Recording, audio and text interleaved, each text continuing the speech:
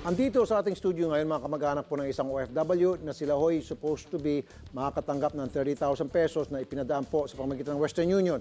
Ang siste, hindi natin malaman ngayon, alamin natin kung sila ba'y nasa lisihan o yung teller po may kasalanan at yun po ang namodo sa kanila. Kausapin po natin ang complainant. Andito ngayon si Sir Jean. Magandang umaga po sa inyong dalawa. So pumunta ko kayo sa Western Union sa Divisoria branch dahil nga po may padala ng 30,000 pesos mula sa inyong kamag-anak ng OFW. Pagdating ko doon, anong sinabi ng teller? Fill upan nyo yung form. Yung form. Okay, so pinilapan nyo po. Pinilapan po namin. Nung matapos nyo pa ang fill upan, ano pong nangyari? Inutusan po ako ng assistant ng teller na ipasirox yung voter's ID po. Assistant ng teller. Paano nyo po nalaman na assistant ng teller po Siya yun? po may sabi na assistant daw siya ng teller. Siya ang nagsabi. Opo. Sa loob po siya? Sa loob po. Ng booth o sa labas? Sa loob po. Sa loob. Kasama ng teller. Katabi ng teller. Magkatapat lang po sila. Bali, yung teller po dyan sa tapat lang po niya dito sa katabi namin. Yung baba. So hindi siya mismo sa loob ng opisina. Hindi. po. Sa labas siya. Opo. So, Assistant lang po siya. pero nung masabihin niya na assistant siya ni teller, nakikinig si teller. Opo, nag-uusap At hindi po sila. hindi nag-react na sinabi na hindi ko assistant yan. Hindi po. O assistant ka, wala. Hindi Wala lang reaksyon. Sabi niya, assistant ako ng teller, Opo. ipaserox mo ito. Sinerox mo naman. So pagbalik mo, ano nangyari? Matapos mo iserox yung papeles, Tinanong ko po siya, ma'am yung pera. Ang sabi niya po, inabot na raw niya sa babae. doon sa assistant Doon sa assistant niya na po. sinasabi. Sinabi mo, wala sa akin. Opo. Alright? So doon na nagkagulo. Doon po rin nagkagulo kami. Okay. Anong kinahinatnan? Ngayon po, pinagpilitan ko pong wala sa amin yung pera. Hiningi ko po yung... Okay, kasama niyo ho siya. Opo. Okay, so ma'am, anong ginawa niyo? Hindi ho kayo pumalag? Hindi niyo sinabi na, teka muna, hindi niyo nabigay sa akin. At wala akong nakita na binigay ko yung pera sa kahit kanino sa amin dalawa. Hindi ko kayo pumalag. Hindi kayo pumalag ito, Jean. Anong ginawa niyo? Nakita niyo yung pagbigay ng pera doon sa assistant? Hindi ko naintindihan. Kasi siya medyo mahina. Siya na tayo nagsasapot. Okay.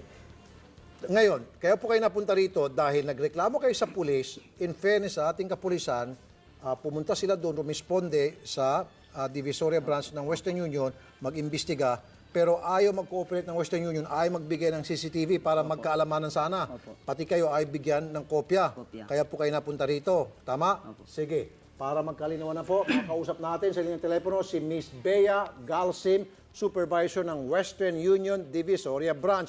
Magandang tanghali po, Ma'am Bea Galsim. Opo, sir. Magandang hapon po, sir Rafi po. Kanina pa kayo nakamonitor, so alam niyo na po yung pinag-uusapan namin. Bakit po ay mag-cooperate ng Western Union? Ay, nakikipag-cooperate naman po kami, sir. Okay. So sino po yung assistant? Assistant.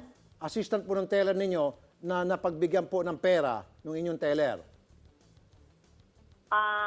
Sir, assistant na teller. Assistant na teller, nabigyan ng pera, wala naman po. Kasi nga po, Sir, ganito po, sir. sabi po nung teller ninyo, yung pera daw po na ibigay doon sa isang Nagpakilala. nagpapakilalang assistant.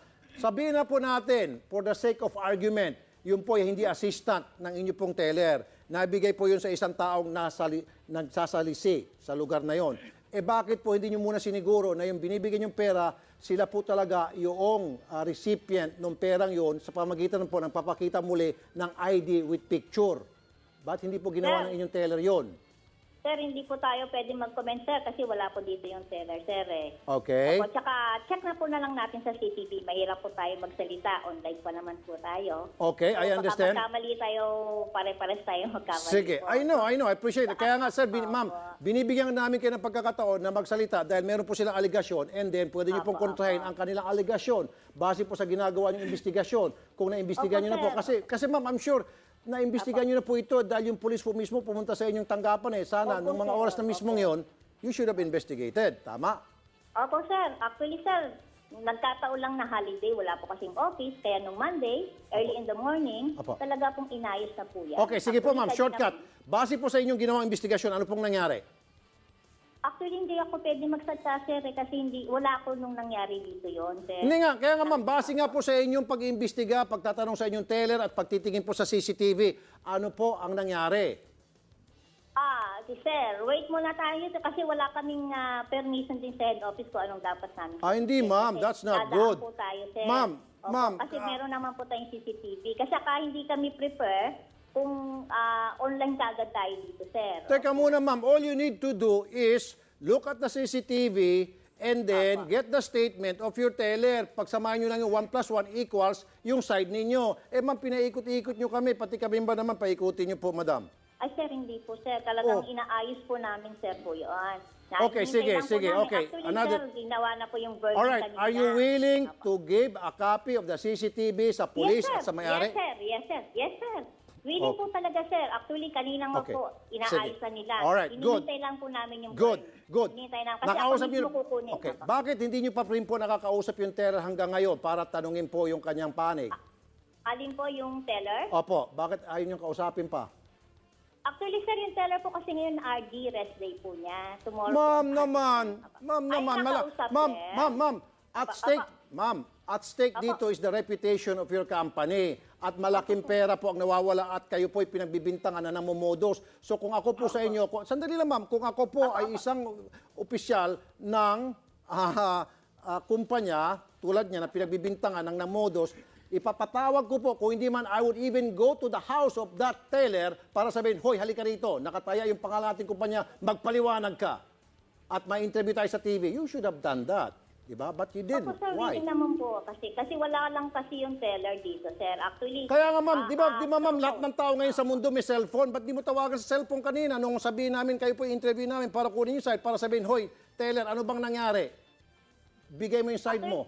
Kailan pa ba yung nangyari ito? Anong araw? Huwibis po. 20. Anong... Oh, Webes pa, ma'am. To. Oh, Webes, Biyernes, Sabado, Linggo, Lunes, Martes, Miyerkules, you have 5 days na para tawagan si teller at tanungin kung anong nangyari, but you didn't do it. Why? Actually, sir, bebase muna tayo sa atin. Sir, hindi naman kami tumatakbo sa obligasyon po namin. Sir, ang hinihintay po natin para tayo hindi magkamali sa salita o kahit sa kasi si client, hindi Ma'am, rin kung niya ma'am, para makita po sa CCTV. ma'am, kung sinasabi mo lang yung totoo, hindi ka magkakamali. Kaya ka siguro naging maingat. Sandali ma'am, kaya po siguro, which I don't blame you, naging maingat kayo masyado dahil sablay po talaga ang inyong teller at dapat po, panagutan nyo ito, palitan nyo po yung nawawalang 30,000 pesos niya. Kung sakali ma'am, nasa lasihan siya, dapat ma'am, meron kayong gwardiya na yung mga walang business na maging doon sa lugar na yon, tulad nitong nagsalisi sa kanila, kung salisi man yon, dapat wala siya doon at hindi sana siya nasa lisihan, itong complainant. So, in the end, suma total, dapat po ibalik nyo ang 30,000 para hindi po masira ang Western Union. Okay? Po, kasi, Good. kasi Yun lang po, kasi ma'am. Isolin nyo po yung 30,000. Okay, ma'am? Pagkatapos po ng investigasyon. Itataan po tayo sa proseso, sir. Kasi Yes, kaya ma'am. nga po tayo ng Yes, ma'am. CCTV.